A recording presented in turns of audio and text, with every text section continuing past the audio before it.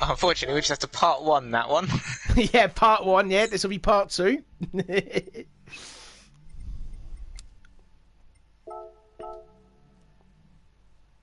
Hey, there's Charles. He's in. He's in.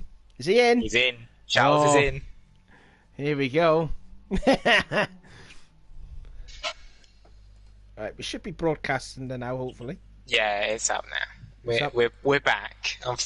Sorry, guys. I do apologise there. There was an error that came up on my screen. So, oh, and Charles left now. So, you know, that's just my PS4 being a bit of a twat.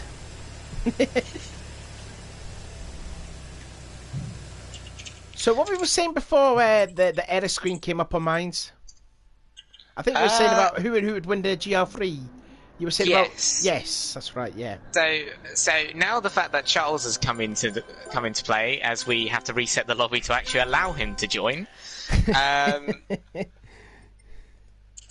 I think it's definitely going to be a lot closer now, because Nuggy is going to try and break away, but I think Charles has been practicing quite a lot in the GR3, so it's going to be interesting to see. Because what did he choose actually? Because he's on the reserve. I'll have it. Oh, I had it somewhere. I'm sure I did have it. There it is. He chose. Oh, he's in. He's gone in the VW the GTI. VW. Yeah. The Vision Gran Turismo car. That's certainly an interesting choice. I believe that has been chosen because of the recent daily race time trial that's been going on, but I don't see that car lasting very well. So well, we'll certainly see. We saw Ruby drove in it at Monza, and you know, Lato had an interview with him after the race, and he said he didn't particularly enjoy driving the VW. So, you know, maybe Chucky will have a hard time with it, or maybe he'll do a little bit better than what Ruby did at Monza in the GR3 Championship. But, you know, I mean, it would be nice to see Chucky back racing again with us. Yeah, if the connection issues continue. Yeah, you know, touch wood, you know, I'm touching my head on that one. So, anyways, again, do apologise for that. I had an error showed up on my screen. That's why we had to restart it again. Yep, Nub, we are back. Yes, indeed. Again, give this video a thumbs up. Get more thumbs up here. So that'll be hugely appreciated. Hopefully, there won't be any more errors that comes up on my PS4. If there will be, I will smack it the fudge. So we are just waiting on everyone else to join now, I believe, because Charles is in. So, Charles is in, and we've got to wait for Hideki, who has to come in last. Yes. So hopefully everyone gets in cleanly now. If not, I believe I will become host. But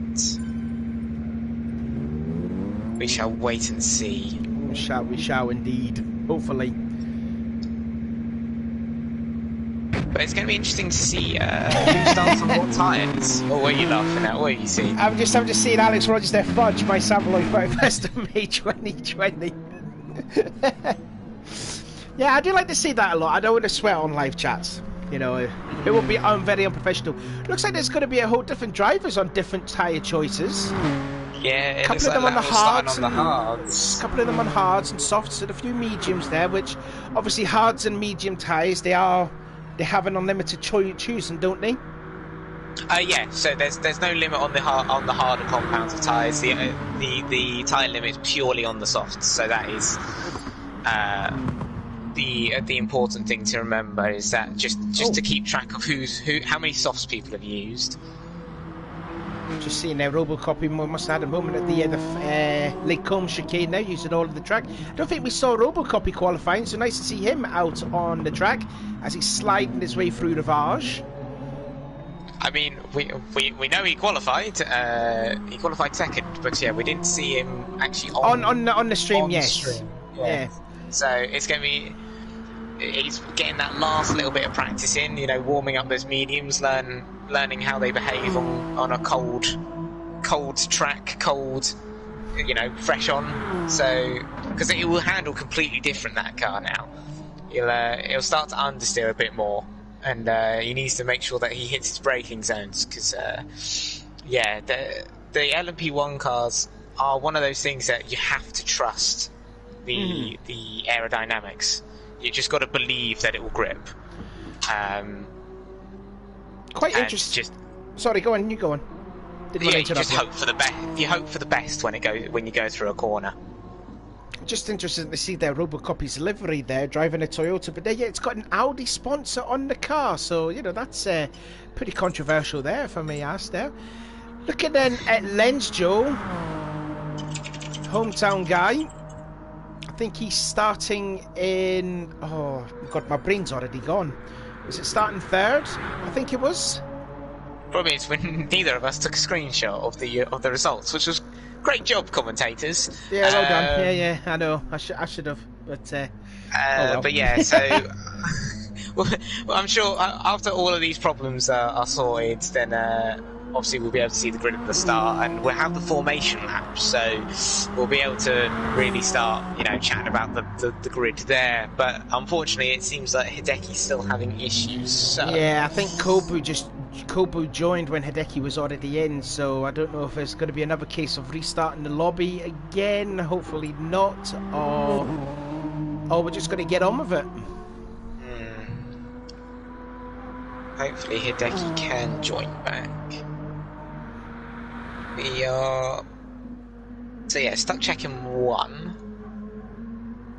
But it's going to be interesting to see whether Hideki can actually get back into the lobby. I noticed there from the other video that we just did a few minutes ago, Craig Law was saying you sound like a discount Martin Brundle. Thoughts on that? I've had this sort of following me around since my first commentary stint. I didn't realise that was a thing. I'm not trying to imitate him or anything like that. Apparently, I'm just very similar to the bloke. So I'll take the compliment because I consider it a compliment because he's very good at what he does.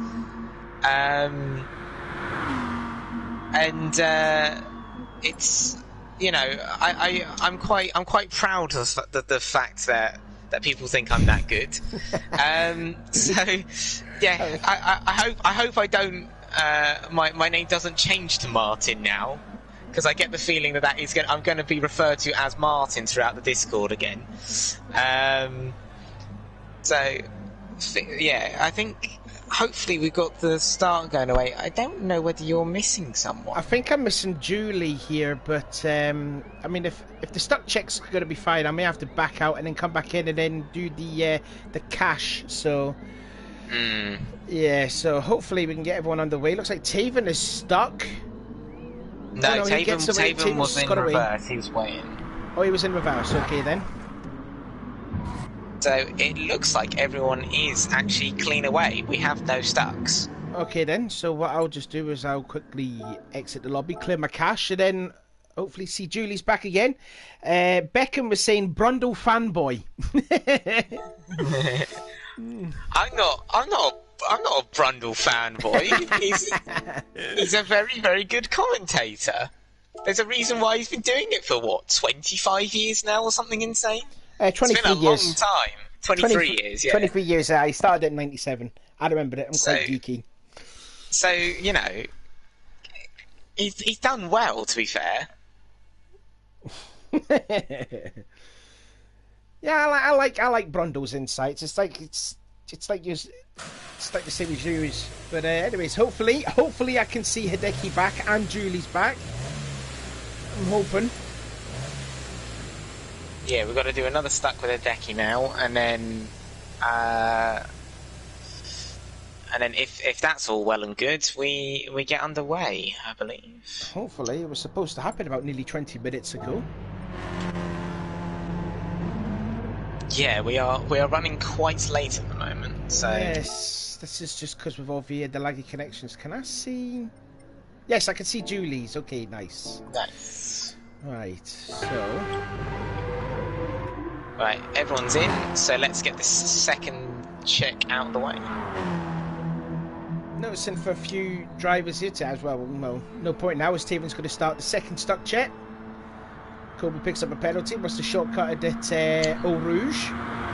It was a big old cut that was across the top of the hill there. Gonna have to keep an eye out on some of these drivers that are, you know, maybe taking a different line going into Radion, because, you know, very easy to pick up penalties there.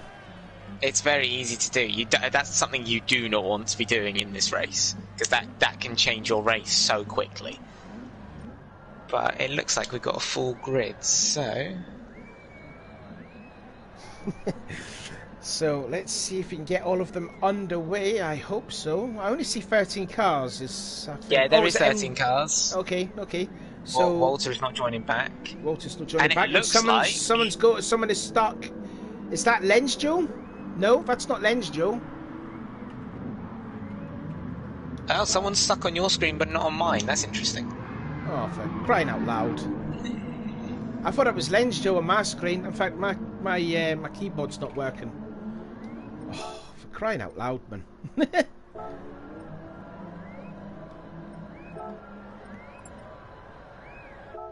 So they're saying race starts in 4 minutes. Everyone's going to take a toilet break or that. So, I don't know what's happening here. Yeah, neither do I, because my game's just crashed. Oh goodness, no! This is just gone to. This is just disaster. This, isn't it? So it's it's not going well at the moment. No, it's not going well on my screen. If everyone was away on your screen and one was stuck on my screen, this is not really good. I think unfortunately we're going to have to just roll with it, and if people are stuck, they're stuck. Yeah. I don't think we got much of an option here. Don't like this. Yeah, I mean that was what happened in the Tokyo race in season 3 on my screen. Alex was stuck on my screen, so throughout the whole race I had to see Lateral's screen. It was only a small screen. So, you know, I didn't know where Alex was on my screen because, like I said, he was stuck on the grid, and yeah, that was a complete nightmare. So I'm hoping this is going to get fixed.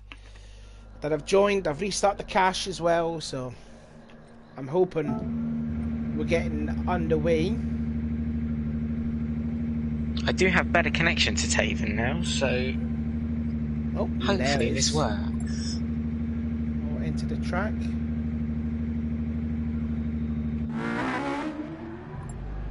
Looks like to me that the people that are in the pits at the moment opting to go for either the softs or medium tyres. No one going for hards. I think they're half and half. I think we need to wait for what Lateral's doing, because I believe he's going to go for the hards. Yeah, and considering the front tyres is going to be working overtime in that Nissan. Yeah, it's going to be it's going to be a long race for him. Yeah, it is, and yeah, you can see on the screen there he's possibly the only one that's going to be on the hard tyres. So, I believe this is the time we go. If Jerry and Taven enter, we can get going. Yeah, we just got to wait for another 2 minutes. They said the race will start in it's XX40, so 2 more minutes and we will get the first 90 minutes race underway. Strangely, I miss lobby chats when I'm not in the lobby. So yes, so everyone's having their comfort breaks, and then we shall get going. 20 minutes later than build, but that's this game. Yeah, that's GT Sport. That's the service for absolute dog trash. Yeah. Alex again saying, is Lateral mismatching his tyres maybe so the fronts don't wear as much? Is that allowed? Are we allowing that? I'm not entirely sure. I'm not too sure. Let's have a look. Yeah, can you jump to him? On my screen, he's got hards on the fronts and hards on the rears. So he's going with the full hards here. Full hard set. Yep, he's on a hard on. actually kind of reminds me of what Alex was saying there. I can remember, I think it was in season 2, around at Bathurst when Defiant, when he was driving the Lexus, I think he had softs on the fronts and mediums on the rear. Yeah. I think it was something like that, and I don't know if he got penalised for it. We've outlawed that in most of our events. That's why I was wondering whether it was a thing that you could do in this one potentially, but I'm pretty sure that is not allowed, so we shouldn't be seeing it. And if anyone does, there probably will be a penalty on the way. Oh, so now Hideki's got front end damage on his new Mazda, just passing the old Mazda of Inman. So he's either had a coming together with someone or has hit the wall. Has binned it and smashed it in the wall, yeah, possibly. I'm not too sure. Is that Mazda front or mid-engined? I think... Oh, he's just lost it. He's just lost it at La Source. Is that an indication of what mid-engine he's got then? Yeah. I mean, that is the slidey nature of that car. It does like to slide. But I'm not entirely sure what the... Hang on, I'm gonna have a quick Google. Might as well. You will indeed, as we're just checking again. Lens Joe in the pits, just possibly changing some tyres and putting... No, not adding some fuel in the car, just a fresh set of mediums. Ah, it's listed as unknown, so that's pretty helpful. Oh, okay then. So we don't know why Coyote we don't says know. Simply put, maybe it doesn't have an engine. Maybe not. Maybe not. Maybe it's just running on. What else can it run on? I mean, with a rotary, it runs on oil as well. It's not just petrol. It murders its oil. I think we're getting a few people checking their BOPs here. We won't be having any cheating here. Yes, we don't want any of that. No advantages here in ARC. Yeah, I was thinking that, Alex, but considering the fact that it doesn't have a listing, it makes me wonder. And you never know with these games.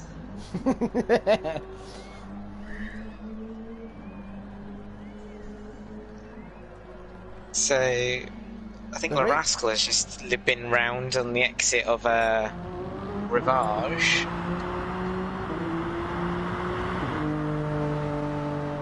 That's something that Le Rascal doesn't want to do when starting on pole position, is spinning the car around. Yes, that's. I think that would ruin his race quite a bit. Yeah, it would indeed. In fact, he's actually got some damage there. Looking at it, front end and the front right. Suspension has been damaged. Still checking on the BOPs before we can get underway. Oh, thanks Obama is in here. Hey, this isn't iRacing. No, this is GT Sport. My former teammate. Alex, more space in the front of your golf clubs if it is. If you turn up to the golf course in that car, you get all weird looks from other people. I mean, who plays golf in the first place? Can you imagine if, like, you know, someone's on the putting green, you know, really concentrating. Obviously, it's dead silence, and all you hear is just the massive ree of a rotary engine just pulling up. And then you come out there with just like a nice hat and like these awkward clothes, and then you got like socks high up to where your knees is, and you go in the back and get your golf clubs. What a look! Alex, do that. Pred is a heavy damage event, so hopefully the drivers will be paying more close attention to their opponents. And the only way to get rid of the damage is you have to make a pit stop. Yes, and that is with the mandatory 30-second stop as well. So if you get too much damage, it can really ruin your race here. Yeah, it definitely can be. So I think we're waiting for all of them to come onto the track. I'm only seeing 11 on my screen. I don't know if we're missing a couple that are not out yet. We're waiting on Taven and Inman to join. So well, Inman's just joined, and I don't see. Taven better ready up before he goes. Don't start it, please. Don't tell me I don't see Taven, do I? Oh no, Taven's still. He's not joined on the track yet.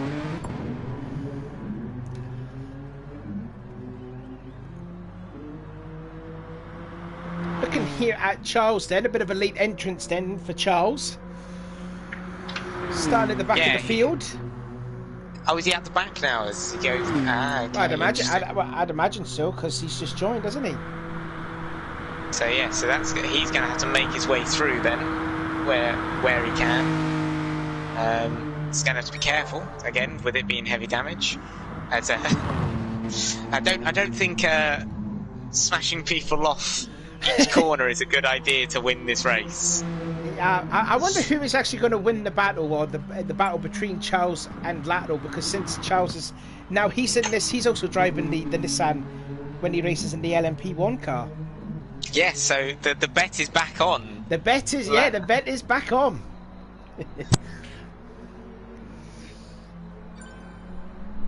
As finally Taven has started the final. Now I'm just hoping that everyone will get off the start, and then we can get the first of 2 races underway. I've got my fingers crossed here that we're getting everyone is underway. So anyways, this is how they'll look for the first race. It will be Larasco from Robocopy, Lens Jules, Jerry Bear, Lateral, and then Julius Maximus in last place in the LMP1. And it's Nugatti Paul in LMP2, followed by Beckham, Inman, Hideki, Kobu, Taven and Charles at the rear of the field as the lights are on. Please let everyone be off. Oh, I've got a bunch of folks stopping. I think again it's I think I've got one car stuck again. Yeah, you have, but on my screen it's okay again. So hopefully they are away, and it's something that we're just going to have to deal with. Who do you reckon it is? You know who it is? I think it's Julie's again. I think it might be Julie's. Yeah. It's Julie's again. It's okay, Julie's, so yeah. I'll give you updates on what he's doing throughout this race. Do you know my camera angle is only showing on Julie's. Oh, can you not move? I can't move at all. The only time I can only move is when it's on board with someone else. Right, that's an issue. So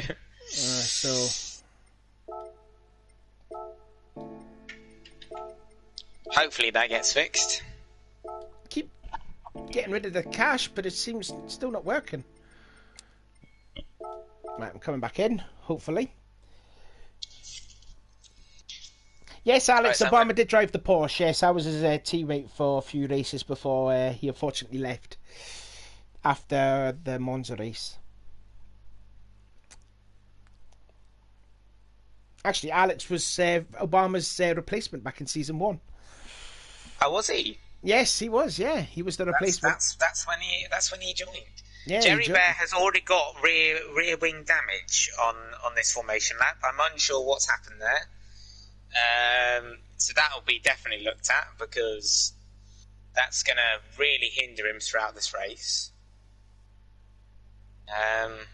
Unfortunately, missed that on the replay. So I'm seeing a black screen on mine here. Oh there we go. Just noting down everyone's starting times. I'm trying to spectate, and there we go. Right, so I do not see Julie's on my screen, so... Oh, there he is. Okay. I see him, he's reversing at Kemmel. What is going on here? Right, anyways. I think as long as you can still do everything else, we'll be okay. Right, into the field, then leaving Stavolo 2, and then on to Paul Freire, where one of the 3 penalty burns is at. So I think this is definitely going to be an interesting start. If I look, everyone's got all of their battery charged up. The Rascal has used a little bit more fuel than everyone else in this opening lap, so I don't know whether that's part of his strategy. But I believe the stacking zone is just after the bus stop. So... Yes, it will be, yeah. So everyone getting their tyres in, weaving left and right. And then they'll start going into double file formation. And then we will get the first of 2 90 minutes underway.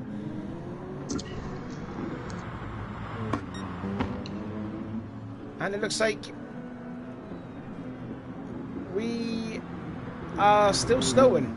Yeah, oh no, it'll be before Eau Rouge, isn't it? Yes. Come on, Savvy. Oh, I thought it was at that start-finish line. My apologies. So then, here we go then. Let's get Le Rascal get the power on, and we will get the first of 2 90-minute endurance races underway. We'll try and do our best to see where Julie's is. Chili will let me know on that. As Le Rascal gets underway, and we're underway.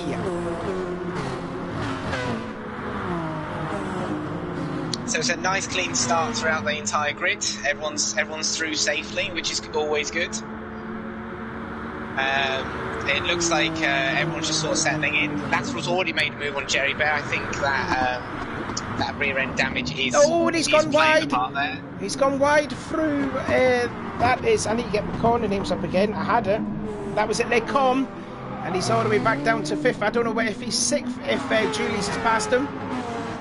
I'll have a look for you. I'm just watching the replay at the moment. It looks like he's just completely missed braking and went wide. So unfortunate, but that's just the way it goes.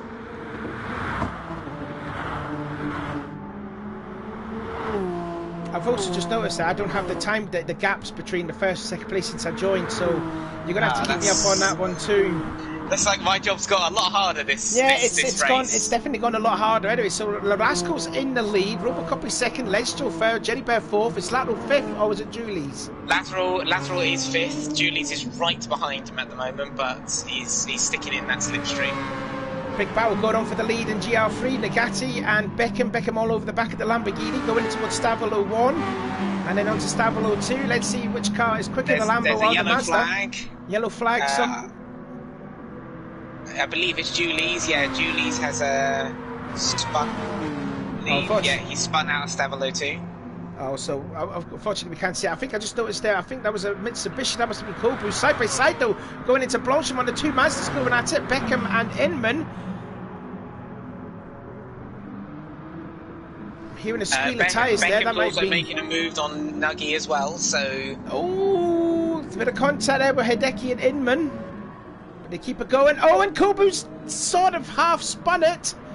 Keeps it going though. Yeah, he's kept it. And he's down to last place now. Gonna get a replay of that. Looks like he's just on the outside of Charles, and where does he lose it? He just drops it on the curb. He just got on the power a bit too early, didn't he? It's very easy to do. So Jules unfortunately has rear wing damage. I've got the times up. It's working. It's sort of started working here. Anyway, so Le Rascal nearly a 3-second lead over Robocopy, who is just over 2 seconds ahead of Lens Joe's Jerry Bear in 4th, Lateral in 5th, and Nagati still leading in their GR3 cars, but he's under a lot of pressure from Beckham in that Mazda. Beckham, I think, is playing the long game here. I think he's sitting behind, saving his tyres, saving his fuel, because he's going to jump Nuggy when that opportunity arises. They're on the same strategy at the moment, so I wouldn't see any dangerous moves. Credit to Charles, he's up to 9th. He's made some good moves there to get past everyone. So we'll be waiting to see whether he makes it any further up, but he's on the mediums. That'll be 4th in class then, so good effort there from Charles, who was a late entrant, so good effort them. And then further behind, just see there Taven trying to make a pass on Inman, going into the Fania chicane, and he's got it done, so nice pass from Taven, up to 5th place in the category. Flashes the lights too. Don't know whether that was a bit of showboating, but I do believe that there is a lights flashing restriction on this event, so... Not unless it was a pad user, which I know that happens a lot. So Larasco's got a nice healthy lead now. That is helpful because of his soft, so that's kind of to be expected. I tell you what, that is a lightning quick lap time, 1:57.7. I think that was quicker than what he did in qualified, and I think that was even quicker than. I think that was a lot more quicker than what Nagati did in practice. Yes, but he definitely has less fuel this time, so I think that's why that's quick. And he's gone quicker again in the first sector. Oh, wow. Larasco already on a mission. Nearly 5 seconds he's built up, and I think we're only on the 3rd lap of this race. Julius is now trying to caught up to the GR3, so he's going to be making his way back through. Hopefully he can do it cleanly. Just to let you know, there's Julie's on my screen, just stopped on the Kemmel Straight. I mean, there's one way of doing it, isn't it? But, yeah, I mean, so it's a bad start from him, unfortunately, but he's got a long way to go. Obviously, there's still pretty much 3 hours left, so... I think what I'll probably have to do is when this race finishes, I have to restart and make a new video, a new live, well, a new broadcast, and then hopefully that should be fixed. Anyways, nearly six seconds Larasco has over Robocop, and he's still faster again in Sector 2.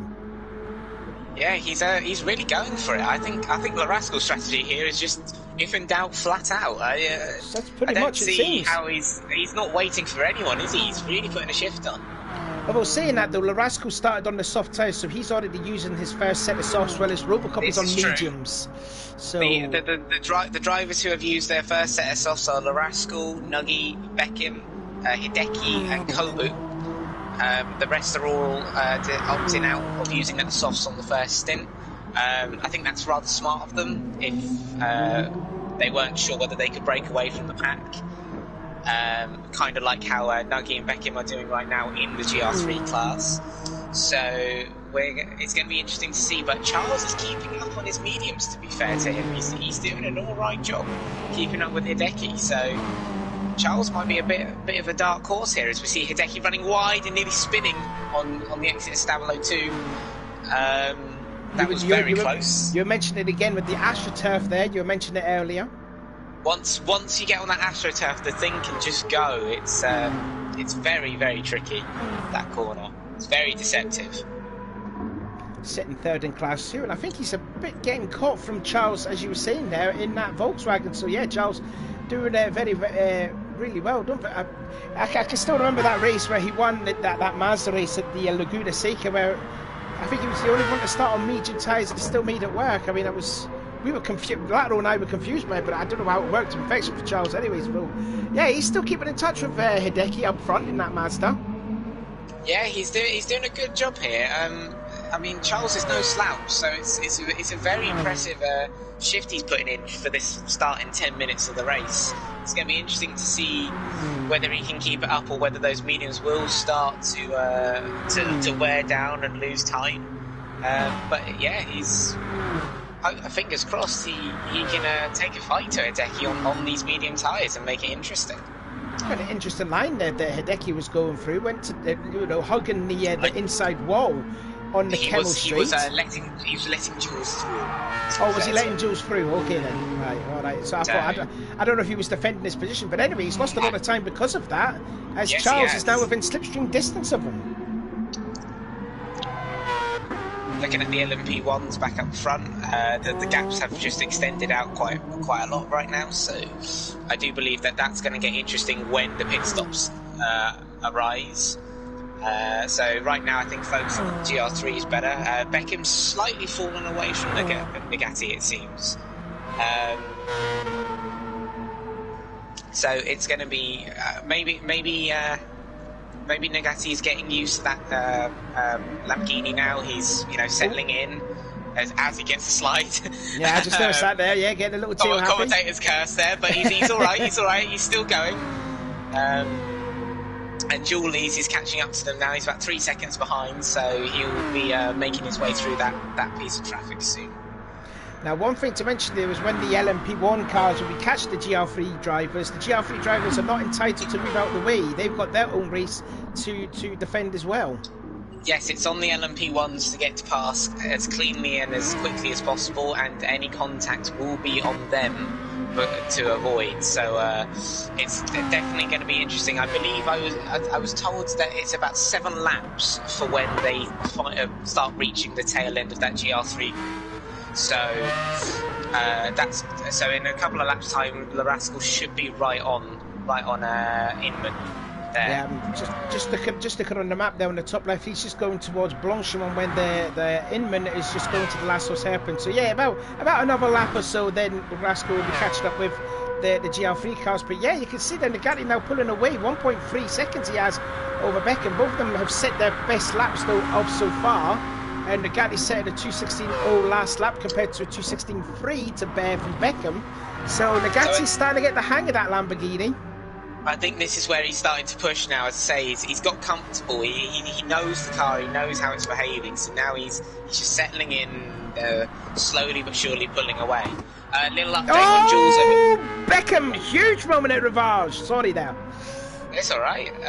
I missed that myself, but it looks like he's caught it. Yeah, that was a big slide. Wow. That was a huge save there. Massive save. That will lose him some momentum, but didn't lose a lot of time though. No, he held that rather well. Do we know whether he's on his pad for this event or has he gone to the wheel? I'm not entirely sure. If someone could find that out, that'd be great. Yeah. As I was saying, a little update on Jules. Unfortunately, he has had an incident somewhere, I believe, and has got full engine damage and full front right damage now. So I believe he's going to be coming into the pits in a minute to try and repair that. So unfortunately, he's now at the back of the grid. But that little slide seems to have scared Beckham a little bit. He's dropped away quite badly. Yeah, nearly. Thank you, Alex. He's on the wheel. Oh, he's on the wheel.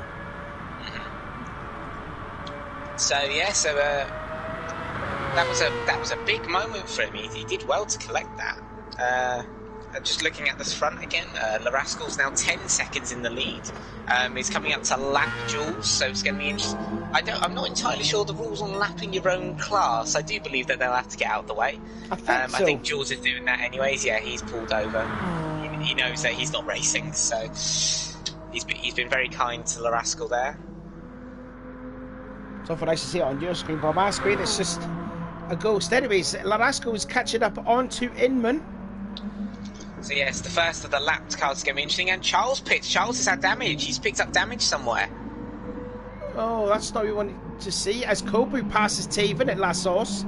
Yeah, Charles at the pit lane. He's got front end damage, so I don't know if he must have spun it somewhere or binned it. He's got to have spun it out of Stavelo. There's no way. Oh, Jules hit him. He's just put in the chat that Jules has hit him. That's going to have to be looked at then after the race. That's very unfortunate for Charles. He's doing so good at that start of that race. So that's a massive problem for him. Yeah, I'm just wondering there because noticing there that he had front end damage there. So I don't know if Jules must have swooped him up and took him out, or yeah, I don't know. That's a very odd piece of damage to have. So unless Jules has been weaving when he's had his damage on the track, I don't know, but he's still going with his full damage. He hasn't pitted yet. He's driving a dangerous car. So I'm not entirely sure what he's doing here, to be honest. Unfortunately, you can't see it on the stream, but it's not the smartest piece of driving from him, I have to say. Meanwhile, Le Rascal's just lapped Kobu and Taven, going in towards Pouon. Over 10 seconds he has now over Robocopy, but Robo's starting to even out that gap a little bit now, though. I think this is where the softs are starting to lose their edge. Although, having said that, Robo has just lost half a second behind Inman. So we'll see when they're back in clear air whether he can catch up again. I'm just totally confused, right? Robocopy's driving a Toyota, and that livery is all Audi. I don't get that. He's done it as a bit of a joke, hasn't he? Did he design it himself? Maybe. I mean, to be honest, with the GT Sport community, I'm sure that there is a. Oh, it must not be because it's got Blancpain numbers on it. Oh, so maybe he has designed it himself. If any, it's a very nice livery if he's done it himself. To be fair to him. Why didn't he drive the Audi then instead? It would have been better looking on that than rather on the Toyota. Oh yeah, but it's a joke. It's a bit of fun. Flashing the lights there just to let Taven. Oh goodness me! And again, That was a bit close. that was very close. But again, Taven is entitled to do that. You know, it's the LMP1 drivers that have to weave their way through. As we say, Taven was just taking the racing line there. That was a normal movement into that turn, so there was nothing wrong on his behalf there. As we see Larascal now catching up to Beckham, it's going to be interesting to see whether Beckham actually just lets him by, because again he's trying to focus on Nuggy, and he does. Nicely done on the straight down to Bruxelles. So yeah, it's all settling down now. Taven is keeping up with Kobu, to be fair, on the mediums. So again, Taven's just using that slipstream, saving the fuel. You know, it's all just helping his race. I'm looking at Inman. He's got a lot more fuel than the rest of them, so he's doing a very good job with his. Unless if he's saving fuel. Well, which I know you're a master of. I mean, the Citroen itself does help. It has a lot of low-end torque, and it's a shame that they didn't allow it to be in this race, because I probably would have entered it. Look at here at Charles, please. Charles here, he's now on the track, but he's now onto the soft tyres now. He started on mediums, did he? He did start on mediums, so that's his first set of softs to use, so I'm going to note that down. Yeah, so Charles, the first to change tyres onto softs. Also recovering from the incident from Jules, which unfortunately we can't see. Yeah, so Jules is now behind him. He has pitted to get rid of his damage now, and fingers crossed he can actually overtake Charles cleanly. Because I reckon Charles is going to be slightly annoyed from what's happened there. Hair raising moment there for Lenz. Jules just passing Kobu around the outside, going in towards Blanchimont. Had to go on the green stuff there to get by him. Yeah. That was very close. I mean, he might get a penalty for that. I'll be surprised if he doesn't. It doesn't look like not showing it. Not showing it on my screen. No, he's got away with that. 16 seconds. Yeah, if you do run right there, you will get like at least a half a second or 1 second penalty, at least at that. So that's certainly interesting. Nuggy's extended out a 2.5 second lead now to Beckham. So that I do think that Beckham again is now just, you know, saving the fuel. It's a long race. Same thing. That's all the drivers are doing right now. There's no point fighting when you don't need to. Yeah, it can all change. Look at Beckham's fuel there. He saved a lot less. I think Nugatti's down to about 25% left of fuel, whereas Beckham is around about 37%. Yeah, about 37, maybe 35. So Beckham's definitely done well. Maybe that rotary is a lot better on fuel than we realised. Because look at Hideki's fuel. Hideki's fuel is nearly halfway. It's gone down less than 50%. So he's done a very good job on his strategy right now. Taven is still within touching distance of Kobu as well, so he's doing very well on his medium tyres compared to Kobu's softs. But obviously Kobu is recovering from that spin that he had at the start, so you know it's that might have taken that nice little sheen off of them. Yeah, they might be slightly more warm than he's liking right now.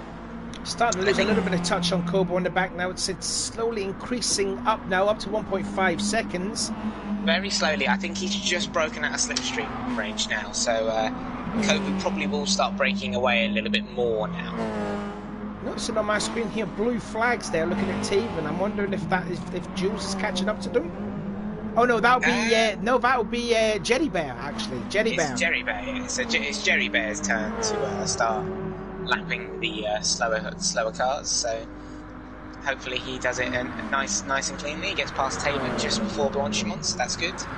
And then he'll probably have Kobu either during the bus stop or just after. Already a 35-second lead he has over Lateral, who must be really struggling in that Nissan. Yeah, Lateral seems to have had a bit of a quiet race. I mean, unfortunately, that's what you get for choosing that car. Look at his front tyres compared to everyone else's. So Jerry on the mediums has much less wear on his fronts compared to Laterals, and he's on the hards. So he's not only losing time from those hard tyres, but he's also losing time on tyre wear, and it's just compounding the issue. I mean, looking at his best lap time is a 2 minutes 7:295. That's nearly 10 seconds slower than Larasco's fastest lap. I know that's an incredible gap in pace to have. I tell you what, I know I wanted to come into this, messing about and taking the mick out of him, but I kind of feel sorry for him right now. It's just not fun for him. Yeah, it's going to be a tough day for him driving. I hope he'll do better in the GR3s where he's going to be driving a Peugeot. So hopefully that will do well in that. But then you have to feel for Kobu and for Charles because they're going to be driving his car. As I just seen there, reversing Julie just going by. So he's made it down to La Source now. He has made it down to La Source. There he is. Look at him. Go on, Jules. He's going to reverse La Source here anytime soon. Look at him go. That's going to be the timing update that we're going to have for how far he can get backwards round the track. He's not even classified as doing. Oh, he's basically stopped now. Oh no, he's going forward a bit. He's going slowly forward. Anyways, meanwhile, back up front, 16 seconds Larasco has over Robocopy. 19 seconds ahead of Lenz, Joe. Hideki has just picked up a half a second penalty for running wide somewhere. I'm going to see if I can find out where he's picked that up. Perhaps, maybe? I believe it's Puon, yeah, because the replay is just too short to get that. So I believe he's picked it up there. Or the outside of No Name, he could have picked it up. So he should be burning that soon. Although he's driven past one of the burn zones. So, yeah, he did. Yeah, there are 3 burn zones. The Paul Freire, which Hideki was at, the start-finish line, and onto the Kemmel Street. So he's got to burn it as soon as possible. We'll see if he burns it on this one, because if he burns on this one, I think he'll get away with it. But anything more, and he'll start. And is he burning it? No, it doesn't look like he is. No, it's not moving. It's not doing it. I think Hideki's in line for a penalty there, unfortunately for him. Which is unfortunate, but Beckham's just caught up to Nagati again. He's really on his tail. Oh, he is, yeah. So Nagati must have made a mistake. And looking at the lap times there, Beckham did the 2 minutes 16.8, whereas Nagati did a 2:19.6. So yes, Nagati has messed up. So, and Nagati's low on fuel as well, and has slightly worse tyres on the rear. So Beckham might be an opportunity here to take the lead. Yeah, he'll come into the pit lane this time on lap 11. So that's certainly interesting. Beckham probably has another lap or so in him, maybe 2, if he can fuel save that a little bit more. So Beckham's going for that longest stint, and it's going to be interesting to see whether they actually change their tyres or not, because they can keep the softs on and it still counts as their first set. So that is another strategy. I mean, I employed that in the MX-5 championships. I was very good on my soft tyres and ended up not changing them throughout that. So it is a thing that you can do, and it suits the rules. So it's certainly going to be interesting to see what happens there with them too.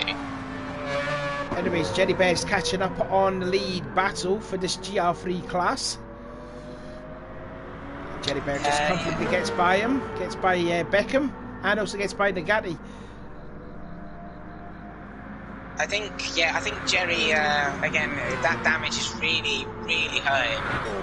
It doesn't look like much, but in the LMP1 cars, that could cost about 2 seconds a lap, I think, or something silly like that. It's a lot of time, so in fact, unfortunately for him. I think Jerry's also made a mistake because his previous lap times have been 2:03, 2:02, as I just noticed there in the background. Nagati is pitted, and he did that last lap of a 2:08, so he lost 5 seconds. So he's also made a mistake around Spa. It's so easy to do. I'm going to be watching Nagati's pit stop here and seeing what he decides to do. He's currently just doing the mandatory 30-second stop. So. Unfortunately, it's not the greatest thing to watch at the moment, but no. we'll see what his strategy is for the next part of this race. Hideki's now gone up into second place. I tell you what, Kobu's catching Hideki nearly less than 2 seconds. So, and they're both on the soft tyres and all. Yeah, and Kobu has a lot less fuel though, so it's going to be interesting to see whether he can actually catch up to Hideki before he has to pit. Kobu was at least 2 seconds quicker than Hideki in the last 2 laps, so Kobu's really got the magnets on Hideki in that other Mazda. It's a Mazda 1-2 in the GR3 class. Yeah, the RX3 is proving quite good actually, and Beckham seems to have got a handle of his wheel at the moment. Because look at his tyre wear; he's doing very well on his tyres. And he's now flashing red, so I wonder if he'll pit it this time by. It's going to be interesting. He will come out on top. Obviously, Lateral has pitted a lap earlier. So Nuggy has just exited the pits. He's on the mediums and he's filled up the full way, so he's going for a longer stint now. Probably going to be seeing him pitting around about the same time unless he can save the fuel, but he might not change the tyres in that next stop. Who knows?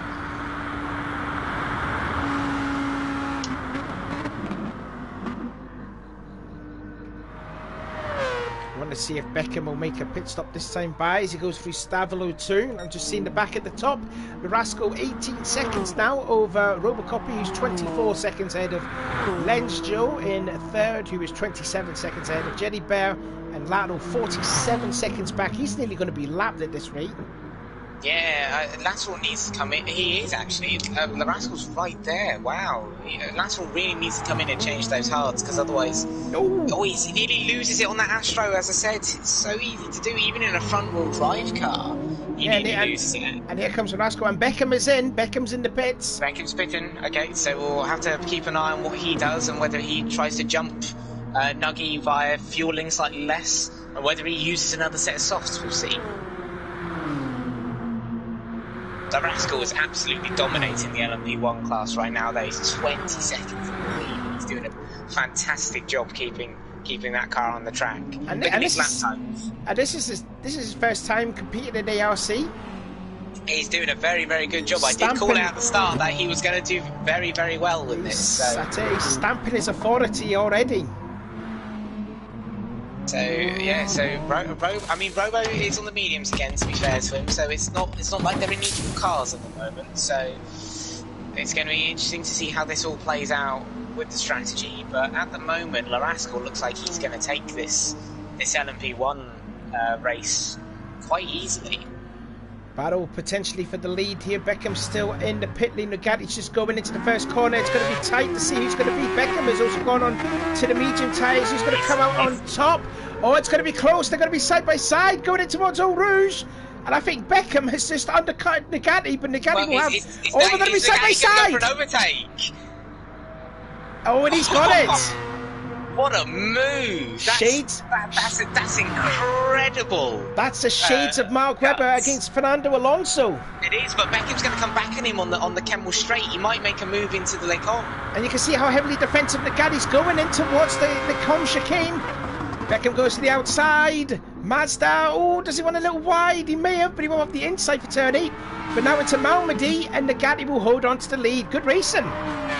Dude, that's very, very good racing from the both of them. Lovely space given, again, with the fact that this is a heavy damage event. As Beckham runs wide... Oh, he does run wide. He's made a slight mistake there, but unfortunately, with the heavy damage on this game, you do have to give more room to your opponent, but that was very, very fair racing from the both of them. But what a move from Nugatti going through Eau Rouge and Ravion there. That's incredible skill and just bravery to be able to pull that off. So now that will have the lead over to Hideki in the GR3s. Taven is now into second. Inman now in third. And then you've got really effectively the lead as Nugatti is ahead of Beckham. As the leader overall, Rascal is in. So Kobe was also just pitted, sorry, while that was all going on. So he's gone on the mediums and gone to 100. So yeah, so Larascal's in. I think Robo can go one more lap. So this might be where Robo potentially could get an advantage on Larascal. We'll see. No, don't forget though, he's got about at least a 20+ second advantage gap though. So I wonder if he'll switch onto the soft tyres here this next lap. From my understanding, it looks like the softs seem to work quite well on the LMP1 cars, so it's going to be interesting. As I say, he might switch straight back onto the softs and use them again during this part of the race. We'll see. It looks like he's filling up all the way, so he's definitely going for a full stint again. Looking at his tyres though, and comparing the lap times, you can go 14 laps on that stint, and look at them, consistent 158 to 157. So yeah, he's really used softs again. He's back on the softs, so that'll be his second of 3. So he's done very good there. Charles is back in the pits again, so he's going for another stop here. So that incident with Jules has murdered his race. Unfortunately, he's way far down the field at the moment. Yeah, he's currently last in the class at the moment, and last overall too. As I don't know where Julie's is on the racetrack. In fact, where is Jules at the moment right now? Oh, he stopped at Eau Rouge. Okay then. So Jules in the actual race at the moment is he's 1 minute 50 behind Lateral. I don't think he's pitted again yet, so it's going to be interesting to see what his next strategy is. I think he purely pitted to fix his damage, so I don't think he's done anything with his tyres and fuel because they seem relatively similar to the drivers in front.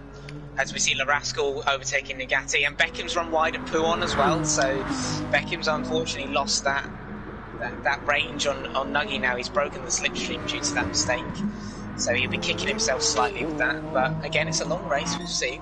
Leader's now into the pit lane, Robocopy into the pit lane. He's got a 30-second advantage, but he'll lose that, obviously, because of the standard here. Hideki also comes in, the leader of the GR3. Charles went back to the medium tyres. He's basically back to the mediums. Yeah, and Taven's also in, so that will allow, it will just be down to Inman, who has got about 25% left of fuel in his Mazda, so I think we'll see Inman now taking the lead in the GR3s, but he's going to be heavily caught by Nagati. Yeah, he must be trying to one-stop here. That's very interesting. I don't think he's going to make it. I mean, he needs to make 45 minutes, so, I mean, it's possible, I guess. Could be. But he's losing a lot of time. He's losing about 4 seconds a lap compared to the other GR3 runners. So someone get their calculator out and work out how advanced, like how different that is compared to the 30-second pit stop. Oh. Now I was supposed to learn that from Dan, and I've completely forgotten how to do it. Robo's on the softs now. Yeah, Robo's on the soft, so he's down into second place. It's now 21 seconds away from Larasco, but he will sort of close that gap now that Larasco is... Oh, Larasco's still on the softs, that's right. He's on the second set, isn't he? Yep. Yes. So Robo's using his first set of softs. Jenny Bear's also in. He's just come out, and he's gone onto the softs as well. Okay, thank you for that one, because I missed that one. And Lateral... But interesting, Jerry hasn't fueled. Has he not? No, he hasn't. I wonder if he had a glitch in the fuel then. Has he had the fuel glitch? Because that's a nightmare if he's had that as well. Oh, I hope not. Because I mean, he's had a quiet race, but it's been a solid race. If he has to pit again, I don't know whether. I feel like that having an extra 30 seconds because of a glitch is terrible. Yeah, it'd be quite harsh there. I wonder if the stewards will let him away with that one. But obviously, if I was him, I would just pit and just take the fuel and just argue that it was a glitch that chucked me out. But because if that is a glitch, that's terrible for him. Oh god, using turn 11 curb like absolutely hardcore there as you just pass the lap code route. But yeah, that's disaster there for Jerry Bear if that's the case. Lensjo's is in. Now. Yeah, Lensjo's in. So it's quite interesting to see that some people have managed to extend their first stint nearly 40 minutes into the race, which means that they're just on the cusp of that one stop, but it looks like a majority of them are going for the two stop in order to make this race work. Battle for the lead in the GR3, Nagati all over the back of Inman. We should be seeing the pass sometime soon, possibly a last horse hairpin if Nagati can get the speed of the Lambo. And now you can see Inman defending. No, he is defending then. It's not really. He's not trying to defend. He's possibly letting the guy by. Yeah, he is. Oh no, side by side, and as the speeds off the corner. Okay. I wasn't expecting that from Inman, but maybe he was expecting Nuggy to be a bit more decisive with his move there, because Inman's trying to lose as little time as possible here with his strategy. And so, if he's battling Nuggy throughout these corners, he's going to be just losing more and more time. As Jerry Bear does come back into the pits. Lensjo's gone onto the soft tyres. I thought Inman would have shortcutted Radion to pick up a penalty, but he didn't. So that's him lost the lead now to Nagati. So yeah, but again, Inman is looking to lose as little time here as possible. You can see him short shifting through all the corners, so he's just trying to save all the fuel he can. Yeah, he's definitely going for one stop. He's going for the one stop, and he's just sitting in Nuggy slipstream now and just saving as much fuel as he can. My old strategy is one of my favourites. It's a boring strategy, but it works for you. It also worked for Lemmy too, because I've got him the Season 2 title too. Well, who do you think I learnt it from? Mr. Lemmy actually taught me it himself. Oh, well, there you go. Jerry Bear's back into the pit lane now. I'm wanting to see as Lato also comes in. He's still going for the 30 seconds. Oh, that's... Yeah, he's still going for the 30-second thing, and that's not fair on Jerry Bear. If the stewards are kind, they'll waiver the 30 seconds, I think, because that is not his fault. He's done everything he can, and the game has decided to chuck him out with no fuel. Luckily for himself, he actually had enough fuel to actually complete another lap. Because can you imagine if he came in with 1% and couldn't make it round? He'll be creeping his way around here. And I mean, this track is very long. Nearly 4.4 miles long, this track is. I mean, it's the longest one on the F1 calendar by a long shot. I mean, Silverstone's the second longest, but that's very close. And Jerry doesn't seem to be fueling at the moment. So has Jerry decided to retire here? Has he decided to pull out? Oh, is he still going for the 30 seconds here? Oh, I don't know. Because this is definitely longer than 30 seconds, because Lateral came in behind him. Yeah, so and Lateral's come out now. And Lateral's gone back onto the hards, which is a very interesting call. I'd have thought he'd have gone for something else, but Jerry Bear's still stuck in the pit lane, so I'm wondering if he's got that fuel glitch problem, as you said.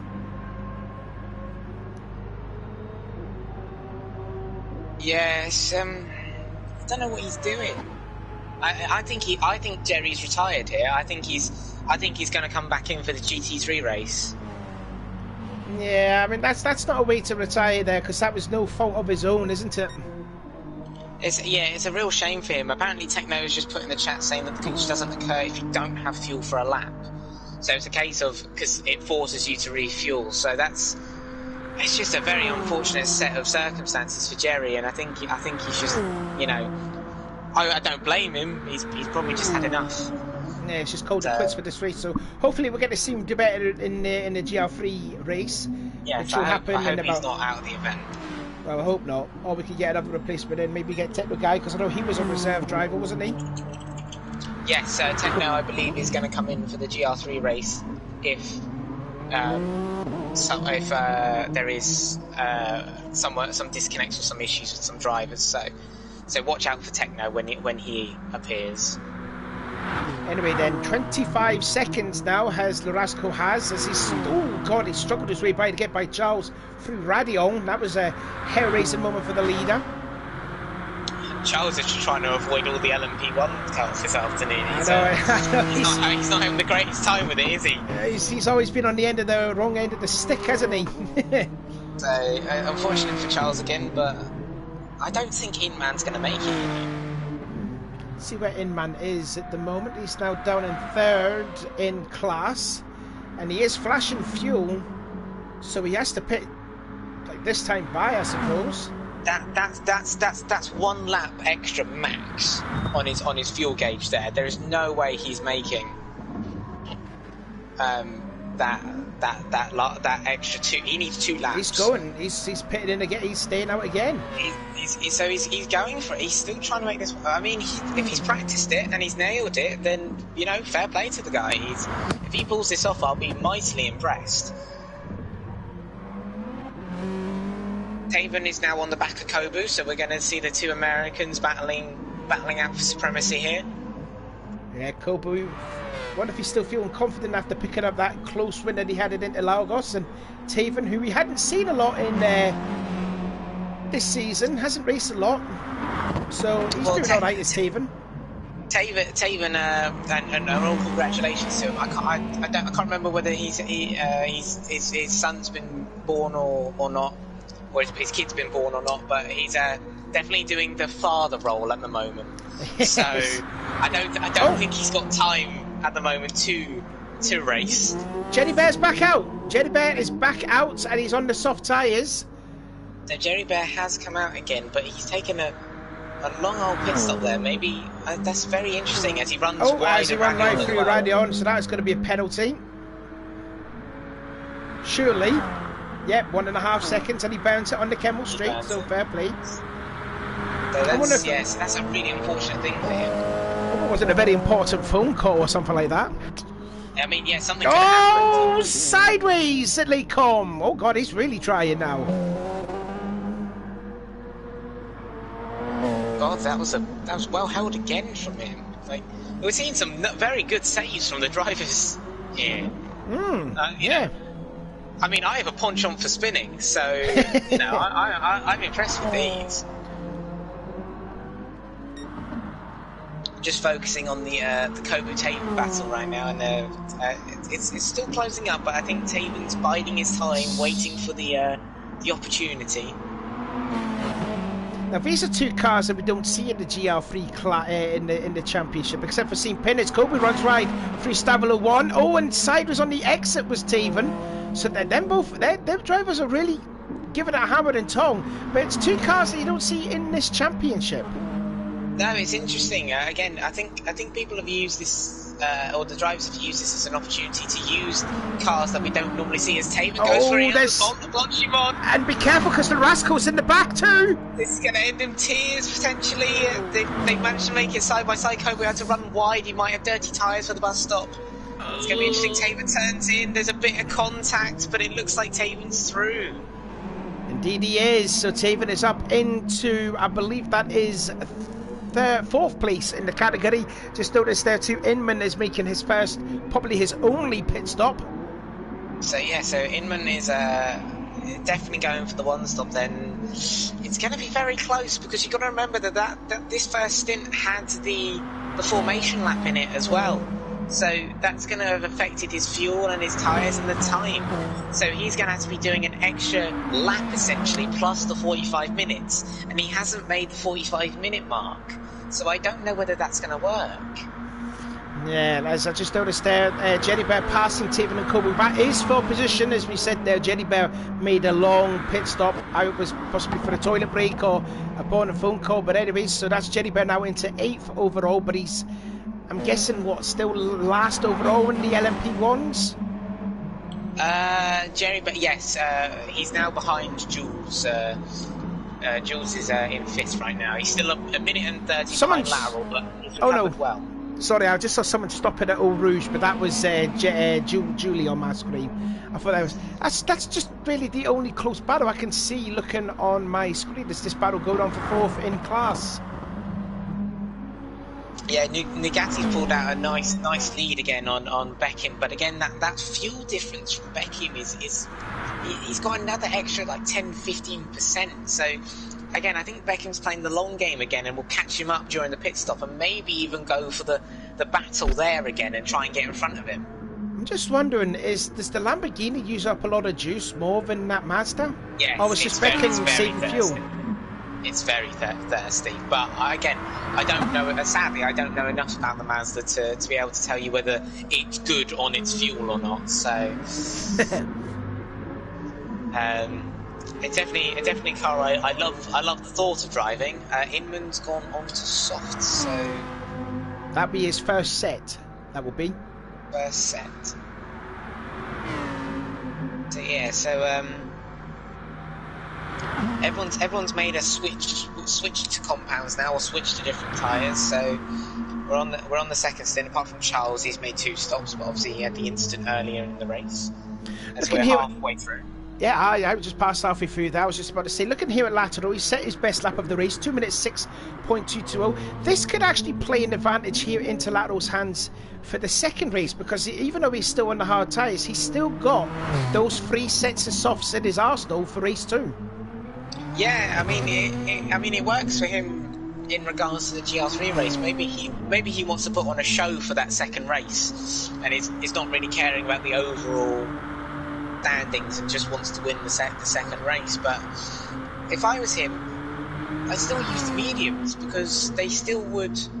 They provide more grip. Yes, they might wear out more, but you've got an unlimited set of either. So why use the hards? I don't particularly get the strategy from him here, but if it's working for him, it's working for him. I know. I was watching Lotto in practice before the race actually started. I think he started on the soft tyres, and I think the fronts would have just been completely out. They were like, they fell off the cliff after 7 laps, and he had to pit. That is not good on the softs at least. So I can understand why he's not using those. He would use those in the second race to his advantage, but yeah, I just don't get the move to hards. It could just be me being. I've got my Group 3 head on, and the hards in Group 3 are just so uncompetitive that you just don't touch them. So yeah, it doesn't really work in that regard, but. It could be the quickest way to run that car. We might see, because obviously Charles and Kobu will be swapping over to that car in the second race. So maybe they'll do the same thing, and if we see them do that, then laterals, it's the correct strategy as such. It was the quickest. Speaking of Kobu, he has lost that 4th place now to Taven and is pulling away 1.3 seconds. He has, and he gets it on the AstroTurf on the exit of Blanchimont. I think he's struggling in that Mitsubishi right now. I think that the Subaru is definitely the quicker car at this stage of the race, and that's interesting as well, because if you compare their tyres and fuel again, yeah, Taven's got a lot more saved. Kobu's got a lot less fuel, and he's on the same tyres, so really Kobu should be the quicker car here. Taven's holding his own rather well. Yeah, Taven is holding very well, and Kobu is sort of drifting back away, but he's got 7.2 seconds to catch up to Hideki, who is roughly around about on the same tyre and fuel as Taven. So yeah, so Hideki's doing well here, and Taven is there or thereabouts, and if Hideki makes a mistake, then Taven is, within shouting distance for the 3rd place of this class. Just see now, Jerry Bear just passing the GR3 leader Nagati, so that's Jerry Bear now into 6th place overall and last in class, and Nagati back down to 7th. Jules is currently making his way between the battle of Taven and Kobu, and he's currently stuck behind Taven. He's biding his time and waiting for the appropriate place to pass, so it's good on him. Taven's just holding his line, but unfortunately he can't really see that. Just seeing there that Robocop has just lapped Beckham. Nagati's got to be pitting this time by. He's flashing low on red. So Nagati will be the first to come in to make his 2nd stop. So is Nagati going for a 2-stop or a 3-stop? Because I don't think he's going to... This will be his 2nd stop, so he's opting to go for a 3-stop here, I reckon. But that's 40 minutes into the race. Or 50 minutes into the race, sorry. Yeah, and that's... He's had 2 stops. So I don't think he's going to be able to make... he's going to have to pit again on his fuel usage. Purely on his fuel usage, he's not going to make it.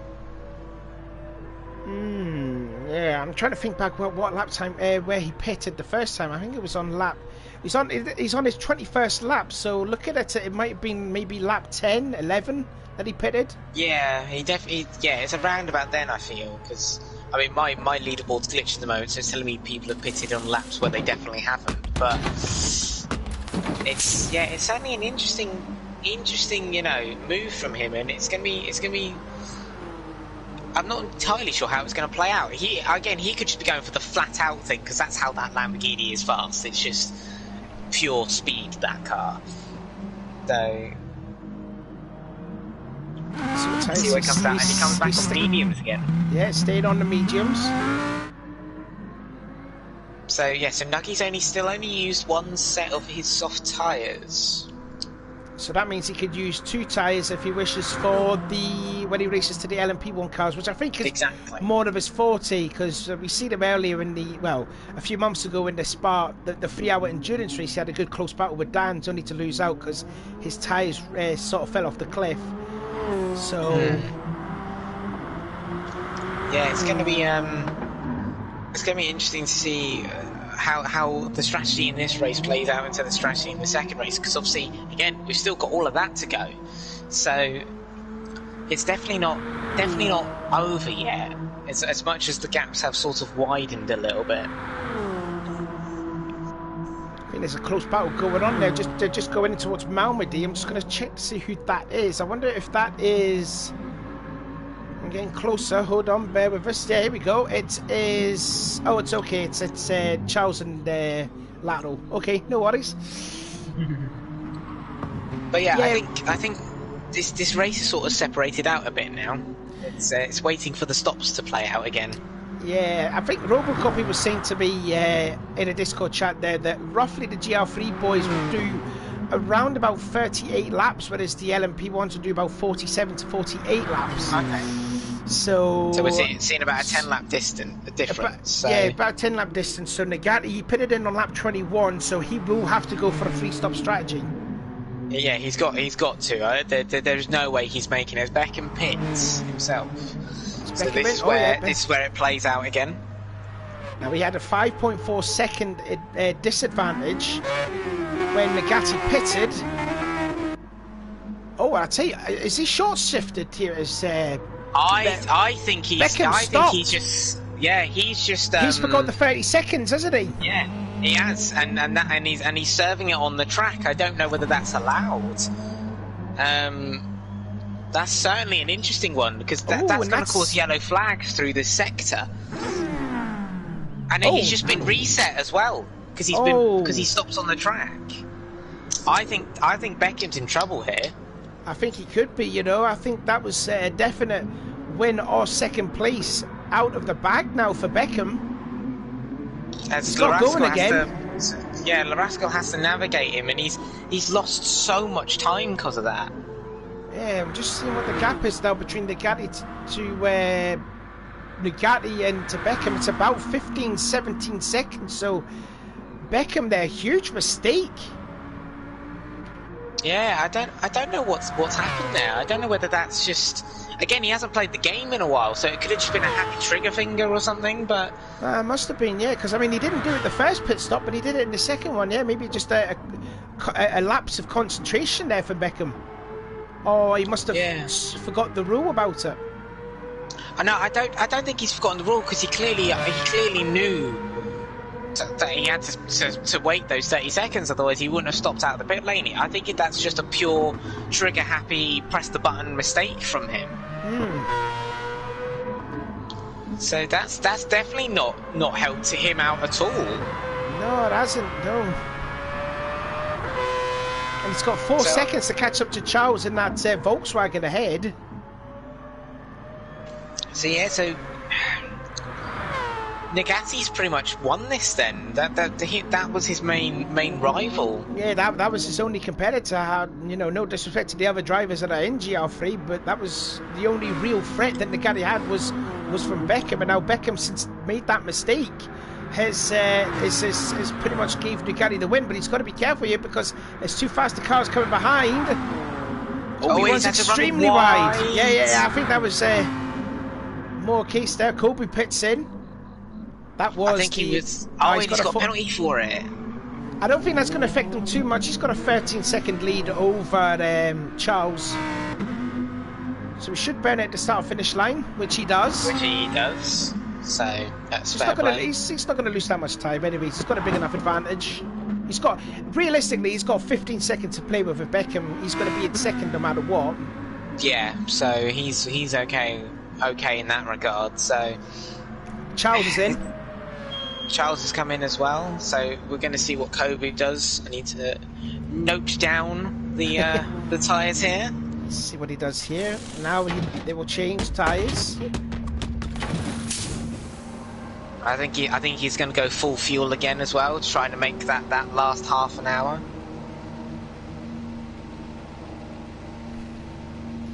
Where did he start on the race again? Was it mediums or softs? No, it was softs he started with, wasn't it? Kobe started on the softs, yes.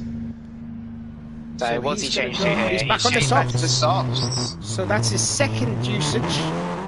So he's going to go for 1 set on the LMP1s by the looks of things, which is certainly not what everyone else is doing right now. So Yeah, but I mean, don't forget though, he is driving the Nissan, and we know how Lotto was really struggling that Nissan. So yeah, so maybe that's where it is then. So he's going to go for a seven lap sprint on the softs, and then change to the mediums and hards. Maybe. Pretty much 7 qualifying laps, if you will. Yeah, exactly. He's going to go flat out for the entire thing.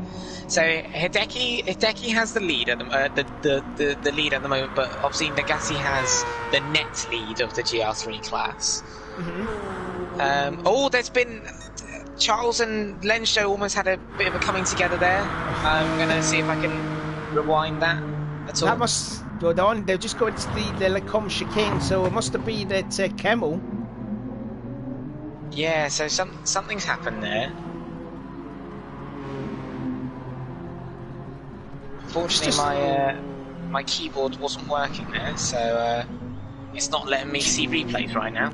Charles, unfortunately, I can't get that. Charles just posted in the chat that I cry.